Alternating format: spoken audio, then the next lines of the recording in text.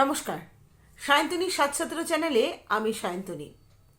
অসম্ভব সুন্দর এবং মন ছুঁয়ে যাওয়ার মতো কিছু কথা বললেন এই ভদ্রমহিলা। তিনি ঠিক কে বা তার নাম কি স্পষ্টভাবে আমার জানা নেই, তবে এটুকু জানতে পেরেছি তিনি একজন বাংলাদেশি, কিন্তু বিদেশে বসবাস করেন। তিনি ঠিক কি বললেন আমাদের ভারতবর্ষ সম্পর্কে, ঠিক কি শিক্ষার পাঠ পড়ালেন বাংলাদেশকে, সেটাই আজকে তার বক্তব্যের সঙ্গে ভিডিওর মাধ্যমে আপনাদেরকে দেখাবো। সবার আগে তার ভিডিওটা একবার দেখুন, তারপর না হয় কথায় আসা যাবে। ভারতের পিছে লাগছেন, ভারত প্রেমিক হতে হবে, ভারত দালাল হতে হবে। নো, কেন লাগছেন এইটা একটু বলেন না রে ভাই। কারণ একটা দেখান না যে ভারতের বিরুদ্ধে আপনারা যুদ্ধ ঘোষণা করেছেন, ভারতের বিরুদ্ধে বয়কট করছেন, ভারতকে গালাগালি করছেন, ভারতের পতাকা পায়ে পাড়াচ্ছেন। কারণটা কি? কি করেছে ভারত? আপনাদের ঘর থেকে মা বোন তুলে গিয়ে ধর্ষণ করে ছেড়ে দিয়েছে, পেটে বাচ্চা দিয়ে দিয়েছে? কি করেছে ভারত? কি করেছে? একটু পরপর এসে আপনাদের কামড়াইতেছে। কি সমস্যাটা কি? একটা কারণ তো দেখাবেন। যেমন আমরা পাকিস্তান পছন্দ করি না, কারণ পাকিস্তান হচ্ছে রাজাকার। আমাদের দেশের রাজাকাররা পাকিস্তানদের সাথে যুক্ত হয়ে আমাদের দেশের মা বোনদের ইজ্জত নষ্ট করেছে, আমাদের দেশের সূর্য সন্তানদেরকে হত্যা করেছে।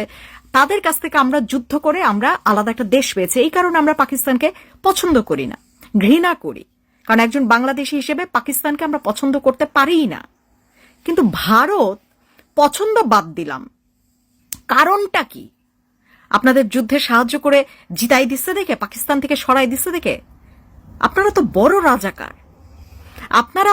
রাজাকার, যে কারণ ছাড়া, যেহেতু মুক্তিযুদ্ধে ভারত বাংলাদেশের সাথে একজোট হয়ে যুদ্ধ করে জয়টা এনে দিয়েছে, এই কারণে ভারতকে সহ্য করতে পারছেন না।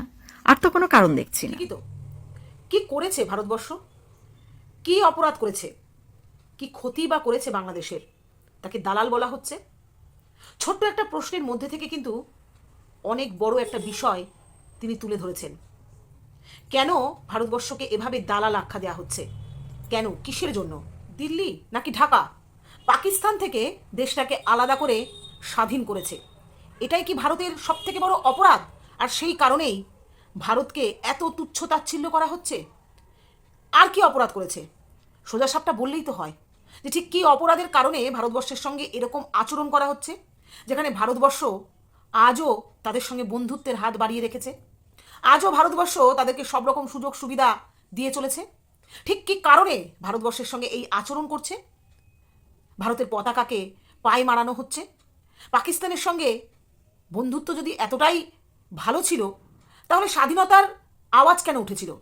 পাকিস্তানরা অত্যাচার করেছিল বলেই তো স্বাধীনতার আওয়াজটা উঠেছিল, আর ভারত তাতে সহযোগিতা করেছে। এটাই ভারতের সব থেকে বড় ভুল হয়েছিল, যার কারণে এই ধরনের কথাবার্তা, এই ধরনের আচরণ ভারতবর্ষের উপরে। ভারতকে অসম্ভব আকারে বিব্রত করার চেষ্টা। বারবার বাংলাদেশের স্লোগান উঠছে পাকিস্তান জিন্দাবাদ। তা পাকিস্তান যখন জিন্দাবাদ, অসুবিধা কোথায় পাকিস্তানের সঙ্গে বন্ধুত্ব স্থাপন করতে? নাকি ভয় হচ্ছে যদি আবার আগের মতো অবস্থা হয়, তাহলে ভারত যদি পাশে না দাঁড়ায় কি পরিণতি হবে? তাহলে ফাঁকা আওয়াজ দিয়ে পাকিস্তান জিন্দাবাদ বলে কি প্রমাণ করতে চাইছেন আপনারা? আসলে পাকিস্তানপন্থীরা এতদিন সুযোগ পায়নি, সুযোগের অপেক্ষায় ছিল। এখন সুযোগ পেয়েছে, তাই যা খুশি তাই বলে যাচ্ছে। সাহস থাকলে পাকিস্তানের সঙ্গে বন্ধুত্ব স্থাপন করে দেখান না, তাহলে তো বুঝবো বুকের পাটা আছে। কেন শুধু শুধু ভারতের পেছনে কাঠি করা? আচ্ছা, ভারতের ক্ষতি করবার চিন্তা ভাবনা করা কিংবা স্বপ্ন দেখা আরেকটা কি কারণ এটা যে হাসিনাকে আমরা আশ্রয় দিয়েছি কিংবা হাসিনাকে আমরা সাপোর্ট করেছি? যদি নাও করতাম, আশ্রয় নাও দিতাম, হাসিনা যদি অন্য কোনো দেশেও থাকতো, তাতে করে যাদের যেটা স্বভাব তারা সেটা করতো, এটুকু কিন্তু আমরা মানি আর বিশ্বাসও করি। কারণ মানুষগুলোই তো ওই রকম, নিজেরাও বিভ্রান্ত, অন্য মানুষকেও বিভ্রান্ত করার চেষ্টা, ভুল তথ্য দিয়ে মানুষকে বিব্রত করে ভারতবর্ষ সম্পর্কে ভুল তথ্য প্রচার করা এবং ভারতের ক্ষতি চাওয়া। আজকে খুব অন্যায় করেছে না ভারতবর্ষ? একটা স্বাধীন দেশ গঠন করে খুব ভুল করেছে না? তাহলে ভুলের মাসুল হিসেবে ভারতবর্ষ ঠিক কী করলো? কোনো ক্ষতি করেছে কি বলতে পারবেন? উল্টে বাজেটে দিল্লিতে বাংলাদেশকে কিন্তু সাহায্য করার কথাই বলেছে। এটাই হলো ভারতবর্ষ। ভারতবর্ষের সঙ্গে তাল মেলাতে গেলে আগে ভদ্র, সভ্য, সমীয় এবং উদার হওয়াটা খুব প্রয়োজন। কারণ ভারতবর্ষের নাগরিকরা সম্পূর্ণ আলাদা সংস্কৃতি নিয়ে কিন্তু বড় হয়েছে। তাদের মধ্যে জেলাসি নেই তা নয়, তবে ন্যায্য হিংসে তারা করে। অন্যায্য জিনিস নিয়ে কখনোই তারা হিংসে করে না।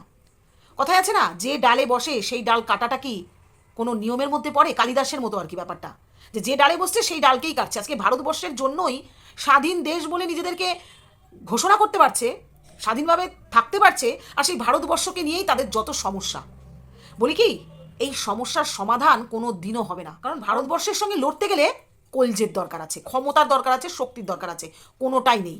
শুধু ফাঁকা আওয়াজে ভারতকে দমিয়ে রাখা সম্ভব নয়। কারণ ভারত জানে, ভারতের সেই শিক্ষাটুকু আছে যে কোনটা ন্যায্যভাবে করা যায় আর কোনটা করা যায় না।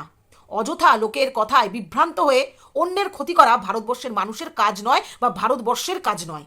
বাংলাদেশিদের উদ্দেশ্যে বলছি, বাংলাদেশের সরকার কিন্তু বাংলাদেশকে পাকিস্তানের মতোই ভিখারি বানাতে চলেছে। ট্রেনের টিকিটের দামে বাসে চাপিয়ে দিচ্ছে আপনাদের সরকার। কেন বললাম, সেই ভিডিও অবশ্যই আপনাদের দেখাবো। দেখুন, কোনোদিন হয়তো এই ধরনের ঘটনা শোনেননি যে রেলের সরকারি কর্মচারীদের বেতন কমিয়ে দেওয়া হচ্ছে। কি চলছে বাংলাদেশে? খাদ্যের অভাব, জিনিসপত্রের দাম বেড়ে গেছে, সরকারি কর্মচারীদের বেতন কমে যাচ্ছে, তারপরেও এত কথা, এত আওয়াজ। ভারতবর্ষকে তারা চমকাচ্ছে। দেখুন সেই ভিডিও। আসলে আমাদের আন্দোলন নয়, আমাদের যে বেতনটা আমরা পাচ্ছিলাম, একটা গত 23/1 তারিখে একটা প্রজ্ঞাপনের মাধ্যমে আমাদের এই মাইলেজ সুবিধাটা কর্তন করে, মানে এটা কমায় দেয়। যেমন আমি আপনাকে সহজ উদাহরণে বলতে গেলে, আপনারা যদি বেতন পেয়ে থাকেন 10,000, তো সেখান থেকে এখন আমাকে বলতেছে আপনি বেতন পাবেন 4,000। তাহলে কি আপনি আপনার চাকরিটা কি করবেন কিনা? অবশ্যই করবেন না, কারণ 10,000-এর বেতন পাওয়ার লোক তো 4,000-এর চাকরি করবে না। এটা অর্থ মন্ত্রণালয়, আমরা চাকরি করি রেল মন্ত্রণালয়, কিন্তু আমাদের বেতন ভাতা সেটা হয় অর্থ মন্ত্রণালয় থেকে। অর্থ মন্ত্রণালয় সে প্রজ্ঞাপন দিয়ে বলছে যে আমরা এই 30 দিনের বেশি মাইলেজ পাবো না, এবং আমাদের চাকরি শেষে আনুতাশিকের সাথে যে 75% যোগ করে আমাদের আনুতাশিক হয়, ফাইনাল সেটেলমেন্ট, সেটাও দিবে না। তেমন তো অবস্থায় আমাদের এই কর্মসূচি ছাড়া আমাদের কোনো উপায় নেই। তবে পাকিস্তানের গুপ্তচর এনে ভারতের সীমান্তে ঘুরিয়ে যে কাজটা অনৈতিকভাবে, কূটনৈতিকভাবে করা চলছে, সেটা কিন্তু মোটেও সঠিক হচ্ছে না। যদি ভারত এবার বেঁকে বসে, তাহলে কিন্তু যথোপযুক্ত শাস্তি ভোগ করতে হতে পারে। কারণ পাকিস্তানও জানে ভারতের সঙ্গে লড়তে গেলে কতটা শক্তির প্রয়োজন। যাই হোক, আজকের ভিডিও এই পর্যন্ত। সমস্ত ভিডিও দেখার পর আমার বন্ধুরা মতামত দেবেন এই আশায় রাখি। যার যা বলার অবশ্যই জানাবেন। নমস্কার।